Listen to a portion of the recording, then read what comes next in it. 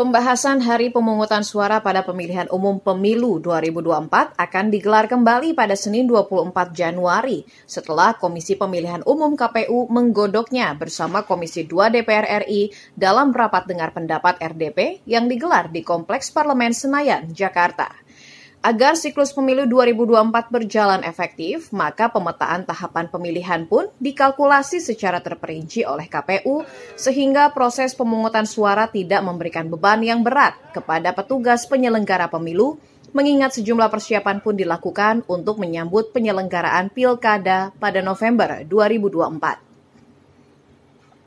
Untuk itu, KPU akan memperjuangkan tanggal 14 Februari 2024 sebagai opsi alternatif hari pemungutan suara pada pemilu di antara tiga wacana lainnya, yakni 21 Februari, 17 April, dan 15 Mei 2024, sebagaimana yang diajukan oleh pemerintah. PLT Ketua KPU Ilham Saputra kepada Antara pada Senin 24 Januari mengungkapkan KPU sangat berhati-hati dalam menetapkan jadwal pemilu yang diharapkan tidak mengandung unsur politisasi seperti nomor urut 14 pada partai. Memutuskan untuk dibawa ke DPR dengan opsi tanggal 14 Februari, karena salah satunya adalah jika di bulan Mei itu beban kerja penyelenggara pemilu sangat besar. Karena apa? Karena kita juga harus mempersiapkan Pilkada 2024. Perhitungan kami banyak. Pertama soal jika MK mengabulkan perselisihan hasil pemilihan umum untuk pemilihan legislatif atau presiden. Banyak hal sebetulnya. Karena banyak sekali juga tahapan-tahapan yang beririsan yang membuat penyelenggara pasti akan kesulitan.